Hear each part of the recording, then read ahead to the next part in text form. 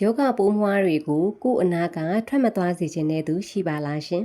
။ဘယ်ရှိကြမလဲနော်။ရှောင်လေဝေးဝေးပဲဖြစ်ချင်ကြမှာ။ဒါဆိုကျမတို့နေ့စဉ်ဘဝမှာမထင်မှတ်ပဲကြုံတွေ့ရနိုင်တဲ့ယောဂဗျာတွေကိုသိငယ်တဲ့အလေးကျင့်လေး၅ချက်ကိုလုပ်ရုံနဲ့ကာကွယ်လို့ရနိုင်တယ်ဆိုတာကိုသိကြပါလားရှင်။အားလုံးပဲမင်္ဂလာပါရှင် Floris နဲ့ YouTube Channel လေးကနေပြန်လည်ကြိုဆိုလိုက်ပါတယ်။ကျွန်မကတော့တင်ဆက်သူမှုထွားဖြစ်ပါတယ်ရှင်။ကျွန်မတို့ဒီနေ့ဗီဒီယိုလေးမှာတော့ World Health Organization ကလမ်းညွှန်ထားတဲ့20 Health Tips ထဲကယောဂပိုးမွှားတွေကနေကာကွယ်ဖို့အချက်၅ချက်ကိုမျှဝေပေးသွားမှာဖြစ်ပါတယ်ရှင်။ပထမဆုံးအချက်ကတော့ချောင်းဆိုးနှာချေတဲ့အခါကိုယ့်အနီးနားကလူတွေကိုမကူးစက်မိစေဖို့ဘယ်လိုကာကွယ်ကြမလဲ။ကျမတို့နေ့စဉ်သွားလာလှုပ်ရှားနေတဲ့အခါတုပ်ကွေးအဆုတ်ရောင်နဲ့ TB ယောဂါတွေလိုမျိုးပြင်းထန်တဲ့ယောဂါတွေရဲ့ပိုးမွှားတွေကလေထုတွေကနေတဆင့်အလွယ်တကူကူးစက်နိုင်ပါတယ်။များသောအားဖြင့်ယောဂါပိုးရှိသူတဦးကချောင်းဆိုးလိုက်မယ်ဒါမှမဟုတ်နှာချေလိုက်တဲ့အခါမှာသူ့စီကထွက်လာတဲ့အမှုန်မွှားလေးတွေတဆင့်တခြားသူစီကိုယောဂါပိုးတွေကူးစက်သွားတတ်လို့ပဲဖြစ်ပါတယ်။ဒါကြောင့်ကိုကဖျားနာနေတာချောင်းဆိုးနေတာနှာချေနေတာမျိုးဖြစ်နေမဲ့ဆိုရင်တခြားသူတွေကိုမကူးစက်မိစေဖို့ကာကွယ်ပေးဖို့ကကို့မှာတာဝန်ရှိသလိုတခြားသူတွေစီကယောဂပိုးကိုလည်းကိုယ့်စီကိုမကူးစက်စေဖို့ကာကွယ်ဖို့ကလည်းကိုယ့်ရဲ့တာဝန်ပဲဖြစ်ပါတယ်နော်ဒါဆိုရင်ဘယ်လိုကာကွယ်ကြမလဲဆိုတော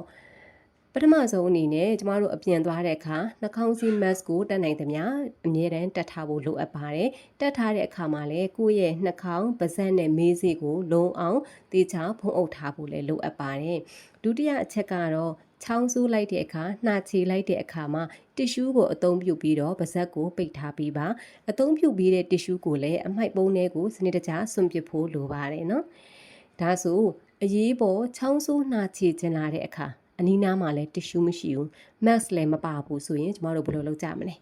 အဲ့ဒီအခါမှာကျမတို့အလွယ်တကူလုပ်တတ်တာကတော့ကိုယ့်ရဲ့လက်ဖွားနဲ့ပါးစပ်နဲ့နှာခေါင်းကိုအုပ်ပြီးတော့ချောင်းဆိုးနှာချေလိုက်ကြတာနော်ဒါမျိုးကလုံးဝမလုပ်ပါနဲ့ရှင်ဘာလို့လဲဆိုတော့အုပ်လိုက်တဲ့လက်ဖွားမှာနှာချေချောင်းဆိုးလိုက်တဲ့ယောဂပိုးတွေကပီနေပြီးတော့အဲ့ဒီလက်နဲ့တခြားပစ္စည်းတွေကိုကင်မိရင်ပြန်ပြီးတော့ကူးစက်နိုင်လို့ပါအကောင်းဆုံးနည်းလမ်းကတော့ကိုယ်တထောင်စစ်ကွေးထားတဲ့အတွင်းပိုင်းဒီအတွင်းပိုင်းနဲ့ကိုယ့်ရဲ့ပါးစပ်နဲ့နှာခေါင်းကိုတက်နိုင်သမျှလုံခြုံအောင်ဖုံးပြီးတော့ချောင်းဆိုးနှာချေပါဒီလိုရိုးရှင်းတဲ့အမှုကျင့်လေးကိုသတိပြုလိုက်နိုင်မယ်ဆိုရင်ကိုယ့်ရဲ့မိသားစုနဲ့ပတ်ဝန်းကျင်ကလူတွေကိုလေထုတွေကတဆင့်ကူးစက်တဲ့ယောဂါတွေကနေကာကွယ်ပေးနိုင်မှာဖြစ်ပါတယ်ဒါကြောင့်ဒီနေ့ကစပြီးတော့မိမိကစပြီးစနစ်တကျကာကွယ်ကြပါစို့နော်ဒုတိယအချက်ကတော့ကမ္ဘာအန်ရဲ့အရှိဆုံးတတဝါပေါက်စလေးထံကနေကိုကာကွယ်နည်းပဲဖြစ်ပါတယ်။ကမ္ဘာပေါ်မှာလူတွေကိုအသေးအပြောက်အများဆုံးဖြစ်စေတဲ့အန်ရဲ့အရှိဆုံးတတဝါဘာဖြစ်မယ်ထင်ပါလဲရှင်။ကြားတွေစင်တွေလားဒါမှမဟုတ်ငမန်းတွေလားတကယ်တော့မဟုတ်ပါဘူးเนาะကျမတို့ဘေးနားမှာနေ့စဉ်နေ့တိုင်းတွေ့မြင်နေရတဲ့ခြင်တွေပဲဖြစ်ပါတယ်ခြင်ဟာကမ္ဘာအန်ရဲ့အရှိဆုံးတတ္တဝါတွေတဲကအမျိုးအစားတစ်ခုဖြစ်ပါတယ်ဘာလို့လဲဆိုတော့ခြင်မတဆင်ကူးဆက်တဲ့ယောဂါတွေဖြစ်တဲ့သွေးလွန်တုပ်ကွေးစင်တုပ်ကွေးငှက်ဖျားနဲ့ဆင်ခြေထောက်ယောဂါလိုမျိုးပြင်းထန်တဲ့ယောဂါတွေကိုသူကကူးဆက်ပြန့်ပွားစေပြီးတော့လူပေါင်းများစွာကိုဆင်ဆက်မပြဲဒုက္ခပေးလျက်ရှိလို့ပါပဲเนาะဒါပေမဲ့မစိုးရိမ်ပါနဲ့ကိုနဲ့ကိုမိသားစုကိုချင်ကိုက်မခံရအောင်ကာကွယ်ဖို့အတွက်ရိုးရှင်းတဲ့နီလန်းကောင်းလေးတွေရှိပါတယ်နော်ပထမဆုံးအနေနဲ့ကိုကချင်ကတဆင်ကူးဆက်တဲ့ယောဂါတွေအဖြစ်များတဲ့ဒေသစီကိုခရီးသွားမယ်ဆိုရင်ဥပမာအပြင်ငှက်ဖျားဒေသလိုမျိုးဒါဆိုရင်ငှက်ဖျားယောဂါအတွက်ကာကွယ်ဖို့စီတောက်ဖို့လိုမလိုကိုဆရာဝန်နဲ့တေချာကြိုတင်တိုင်ပင်ပြီးတော့လိုအပ်ရင်တောက်သုံးသွားပါနော်ပြီးတော့အပြင်သွားတဲ့အခါမှာလည်းကျမတို့အိမ်မှာပဲနေအပြင်ပဲသွားပေါ့နော်ဒါသည်အင်ကြီးလက်ရှိဘောင်းမိရှိတွေဝတ်ထားတာကောင်းပါတယ်ဒီလိုဝတ်တဲ့ဘောင်းမိရှိအင်ကြီးလက်ရှိတွေကလည်းအယောင်မှောင်မှိုင်းနေတာမျိုးမဟုတ်ဘဲနဲ့အယောင်ဖြော့ပြီးတော့လင်းတဲ့အဝတ်စားမျိုးလေးတွေကိုပဲဝတ်ဖို့သင့်ပါတယ်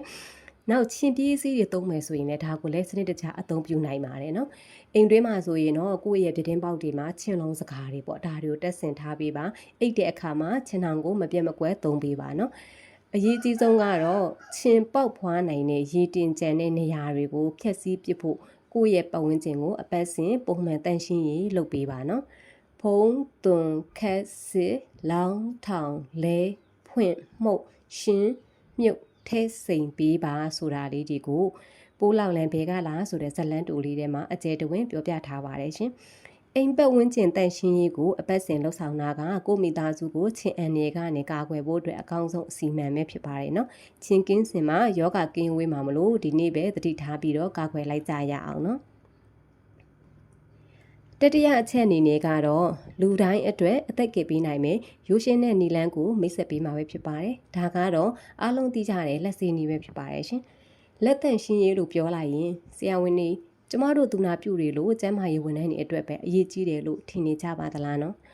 တကယ်တော့မဟုတ်ပါဘူးလက်ကိုတန့်ရှင်းအောင်ထားတာကကျမတို့လူတိုင်းအတွက်ယောဂပိုးမွှားတွေမကူဆက်အောင်ကာကွယ်ပေးမယ်အခြေခံအကျဆုံးနဲ့အရေးကြီးဆုံးလက်နက်တစ်ခုဖြစ်ပါတယ်ဘာလို့လဲဆိုတော့ကျမတို့လက်တွေကနေတိုင်းပစ္စည်းအမျိုးမျိုးကိုကင်တွယ်နေရတဲ့အတွက်မျက်စိနဲ့မမြင်ရတဲ့ပိုးမွှားတွေအများကြီးကန့်ညှိနေနိုင်ပါတယ်ဒီလက်ကိုတန့်ရှင်းအောင်မထားဘူးဆိုရင်ကူးဆက်တတ်တဲ့ယောဂဝေဒနာမျိုးစုကိုယ်စီရောက်လာရုံနဲ့မကဘဲနဲ့ကိုယ့်ရဲ့မိသားစုတွေကိုချစ်ခင်ရတဲ့သူတွေအစီကိုပါပြန့်ပွားသွားနိုင်ပါတယ်ဒါကြောင့်မလို့လက်ကိုပုံမှန်တန့်စင်ပေးဖို့လိုအပ်ပါတယ်နော်ဒါဆိုလက်ကိုဘလို့တန့်ရှင်းရေးလုပ်မလဲဆိုရင်တော့ကျမတို့ကိုယ့်လက်မှာအညစ်အကြေးတွေဖုံနေပြကြံနေတာကိုအထင်ရှားမြင်တွေ့ရပြီဆိုရင်တော့ဆက်ပြနဲ့ရေကိုမဖြစ်မနေအသုံးပြုပြီးစနစ်တကျလက်စီပေးပါတကယ်လို့ဆက်ပြနဲ့ရေကိုသုံးဖို့ခက်ခဲနေတဲ့အချိန်ဖြစ်မဲ့လက်မှာလည်းအညစ်အကြေးတွေကတိတိတတ်တာပေးမနေဘူးဥပမာအဖြစ်ဘတ်စကားတွေတိုးစီပြီးတဲ့အချိန်ပစိုက်ကင်ပြီးတဲ့အချိန်တွေဆိုရင်တော့ကျမတို့တဲဆောင်ရလွယ်ကူတဲ့ hand sanitizer အယ်လ်ကိုဟောပါဝင်တဲ့လက်တန့်ဆေးရည်ကိုအသုံးပြုပြီးတော့လက်ဖွာလက်ဖမိုးနဲ့လက်ချောင်းတွေကြားကိုတေချာစနစ်တကျနဲ့ပုတ်တိုက်တန့်စင်ပေးပါနော်ဒီလိုရိုးရှင်းနဲ့လက်ဆေးတဲ့အမှုချင်းလေးတစ်ခုကနေကိုယ့်ကိုယောဂပေါင်းများစွာကနေကာကွယ်ပေးနိုင်ပါတယ်ဒါကြောင့်အစားအစာတွေကိုမချက်ပြုတ်ခင်မပြင်ဆင်ခင်အစာမစားခင်နဲ့အပေါ်ပါသွားပြီးတိုင်းတင်သာမကပဲနဲ့အပြင်ကပြန်လာတိုင်းမှာလည်းလက်ဆေးဖို့မမေ့ကြပါနဲ့နော်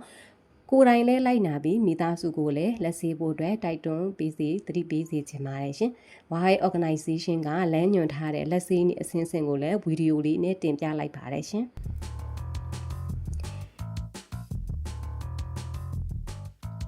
Hand washing should take you about 1 minute. Use a timer or count from 1 to 10 in each of the following steps. Wet hands with water and apply enough soap to cover all surfaces of the hands. Let the water run smoothly to avoid touching the tap later on. Rub hands palm to palm to obtain a good quantity of foam. Then rub right palm over the back of left hand with interlaced fingers and vice versa. Rub again palm to palm with fingers interlaced.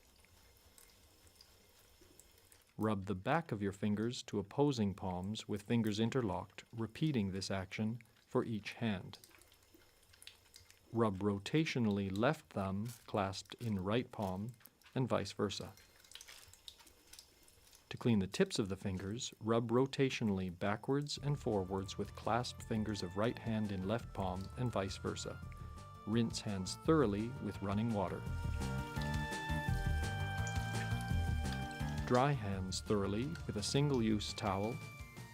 If the tap is not elbow-operated, use this towel to turn off the tap without touching it directly. Your hands are now clean and safe.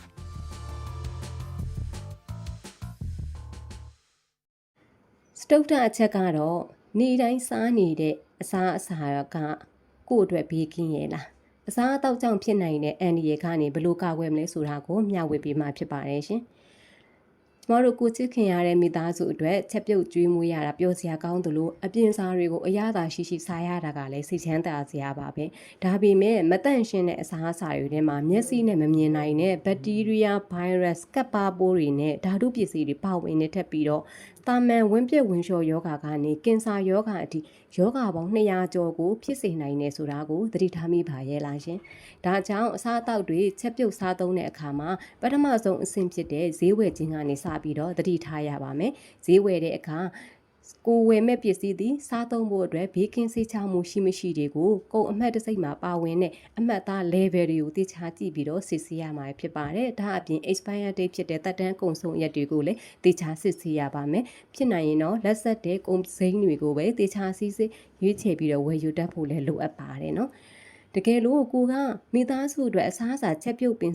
ဆင်ပေးတဲ့သူဖြစ်ရင်တော့ကမ္ဘာ့ကျန်းမာရေးအဖွဲ့ကလမ်းညွှန်ထားတဲ့ပုံမူပေးကင်းသောအစားအစာအတွက်တော့ချက်5ချက် 5 keys to safer food ကိုအမြဲနှလုံးသွင်းထားရပါမယ်เนาะအဲ့ဒီ5ချက်ကဘာတွေလဲဆိုရင်တော့ပထမအချက်ကတော့လက်နဲ့မိဖို့ချောင်သုံးပစ္စည်းတွေကိုအမြဲတန့်ရှင်းအောင်စေကြောပါနောက်နံပါတ်2ချက်ကတော့အသားစိမ်းနဲ့အသားချက်ပြုတ်ပြီးထားတဲ့ကြက်နေတာတွေကိုတိကျစီခွဲထားပါဘာလို့လဲဆိုတော့အသားစိမ်းတွေမှာရှိနေနိုင်တဲ့ယောဂပိုးမွှားတွေကိုချက်ပြုတ်ပြီးသားအစားအစာတွေတွေကိုမရောက်အောင်တည်တံ့ခွဲထားဖို့လိုပါတယ်တတိယအချက်ကတော့အစားအစာတွေကိုချက်ပြုတ်တဲ့အခါမှာကြက်အောင်တေချာချက်ပြုတ်ဖို့လိုပါတယ်အထူးသဖြင့်အသားနဲ့ဥအမျိုးမျိုးကိုအပူချိန်တေချာပေးပြီးတော့ကြက်အောင်ချက်ပေးပါနော်